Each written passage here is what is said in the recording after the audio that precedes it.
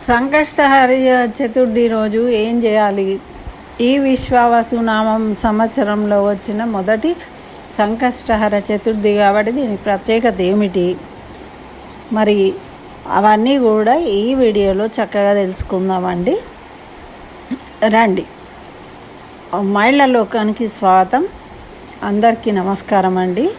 ఈరోజు మనకు చైత్రమాసము కృష్ణపక్షము చవితి అంటే సంకష్టహర చతుర్థి అంటాము.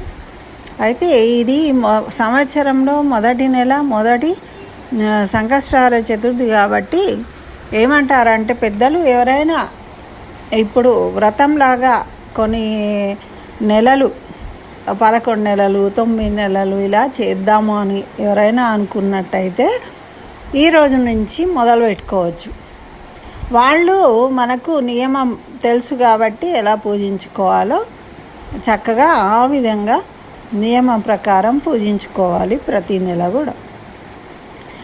లేదండి మా నియమం ఏం లేదు, ఈసారి మాకు చేసుకోవాలని ఉంది చేసుకుంటాము, రేపు వీలు కాకుండా చేసుకోము, అట్లా ఇష్టపూర్వకంగా ఏవైనా కోరికలు కోరుకొని చేసుకోవాలనుకున్న వాళ్ళు ఏ విధంగా చేసుకోవాలో ఇప్పుడు తెలుసుకుందాం. అయితే ఈ సంకష్టహర చతుర్థి మనకు బుధవారం వచ్చింది. అంటే బుధుడు అధిపతి అన్నమాట, అంటే బుద్ధిని ఇచ్చేవాడు. గణపతి అంటేనే మనకు సిద్ధిని బుద్ధిని కలిగించేవాడు. అతి శీఘ్రంగా మనకు ఫలితాన్ని ఇచ్చేవాడు కూడా గణపతి. కాబట్టి ఆయనకి ఏముంది, నచ్చిన పదార్థాలను భక్తి శ్రద్ధలతో సమర్పిస్తే చాలు, ఆయన అనుగ్రహిస్తాడు. మరి ఈరోజు మనకు సంకష్టహర చతుర్థి ఉన్నది కాబట్టి మనం ప్రదోష వేళలో చేయాలి. అయితే ఈ పూజ ప్రదోష వేళలో చేసుకోండి. అయితే ఇంట్లో చేసుకోదలుచుకున్న వాళ్ళు విగ్రహమో పటమో ఏదో పెట్టుకోండి. ఏది లేదు అని అంటే చక్కగా పసుపు ముద్ద గణపతిని చేసి చక్కగా షోడశోపచారాల పూజ చేసుకోండి. చేసుకున్న తర్వాత ఏం చేయాలి అంటే గరక ఉంటుంది కదా అండి, ఆ గరక అంటే చాలా ప్రీతి గణపతికి కాబట్టి గరకతోని ఓం గం గణపతయే నమః అనే నామాన్ని ఉచ్చరిస్తూ చేయండి. 108 సార్లు ఆ గరక సమర్పిస్తూ ఆ నామాన్ని పలుకుతూ. అయితే మీ పిల్లలతో కూడా చేయించండి. ఇలా చేయించిన తర్వాత సంకష్టహర చతుర్థి స్తోత్రాన్ని ప్రణమ్య శిరసా దేవం గౌరీపుత్రం వినాయకం అనే స్తోత్రాన్ని కూడా మీరు పఠించాలి. పఠించిన తర్వాత మాకు ఏదైనా నివేదించాల్సి వచ్చినప్పుడు మనం ఈరోజు అయితే బెల్లంతో చేసిన పదార్థాలు ఏవైనా నివేదించవచ్చు. అయితే ఈ ఆరగింపు నివేదించేటప్పుడు కొన్ని పిల్లలకి ఇష్టమైనవి కూడా తెచ్చిపెట్టుకోండి, చాక్లెట్లు లాంటివి ఏవైనా. ఇవి నివేదించిన తర్వాత చక్కగా పిల్లలకు తీర్థ ప్రసాదాలు ఇచ్చి, ఈ ఎవరైతే మీ పిల్లలు బుద్ధి కలిగి ఉండాలనుకుంటున్నారో వాళ్ళ చేత ఆ చాక్లెట్లను కొంతమంది కనీసం ఒక 5 పిల్లలకు ఇప్పియండి. అట్లా చేయడం వల్ల వారు చక్కగా బుద్ధిమంతులు స్థిర చిత్తులు అయి చక్కగా చదువుకుంటారు అని మనకు పెద్దలు తెలియజేస్తున్నారు.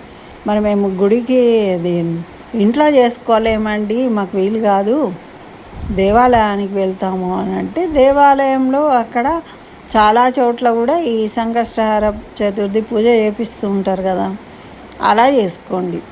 లేదండి మాకు అంత ఓపిక తీరిక లేదు, అక్కడ కూర్చోలేము అని అన్నప్పుడు మీరేం చేయాలి, గణపతికి 21 ప్రదక్షిణం చేయాలి. ఆ గణపతికి అక్కడ తీసుకున్న గరకను ఆ అర్చకులకు సమర్పించేసి నమస్కరించుకొని దక్షిణతో సహా అక్కడే కూర్చొని ఓం గం గణపతయే నమః అనేది 108 సార్లు జపం చేసుకోండి. మరి సంకష్టహర చతుర్థి స్తోత్రాన్ని పఠించి నమస్కరించుకొని వీలైతే అక్కడ తీర్థ ప్రసాదాలు ఇస్తారు కదా, తీసుకోండి. నమస్కరించుకొని రండి. వీలైతే మీ పిల్లల చేత కూడా ప్రదక్షిణాలు చేయించండి. ఇలా చేయడం వల్ల వాళ్ళు బుద్ధిమంతులు అవుతారు, సిద్ధి పొందుతారు, చక్కగా చదువులలో రాణిస్తారు, అల్లరి చిల్లరి పనులు చేయకుండా అని. అయితే మరి మనకు సంకష్టహర చతుర్థిలో ఇంకా ముఖ్యమైనది ఏమిటి అంటే చంద్రుడు. కాబట్టి ఈ పూజ అంత కార్యక్రమం అయిపోయినాక చంద్ర దర్శనం చేసుకోండి.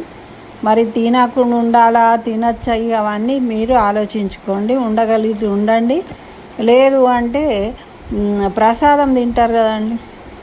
అయితే ఆ చంద్రుడికి నమస్కరించుకోండి. నమస్కరించుకోవడం వల్ల చంద్రకాంతి పిల్లల మీద పడడం వల్ల ఏమవుతుంది అంటే ఔషధి గుణాలు ఉంటాయి కాబట్టి మనకు చిత్త చాంచల్యం అనేది లేకుండా వాళ్ళకు సరైన విధానంగా ఆలోచనలు అనేవి వస్తాయన్నమాట. మన కారకుడు కదా చంద్రుడు. ఆ విధంగా మనము ఈ సంకష్టహర చతుర్థిని జరుపుకుంటే మన పిల్లలు బుద్ధిమంతులు, విద్యావంతులు అవుతారు అని మనకు తెలియజేస్తూ ఉన్నారు పెద్దలు. కాబట్టి అందరూ చేయండి, చక్కగా ఆ ఫలితాన్ని పొందండి. ఓం గం గణపతయే నమః. స్వస్తి.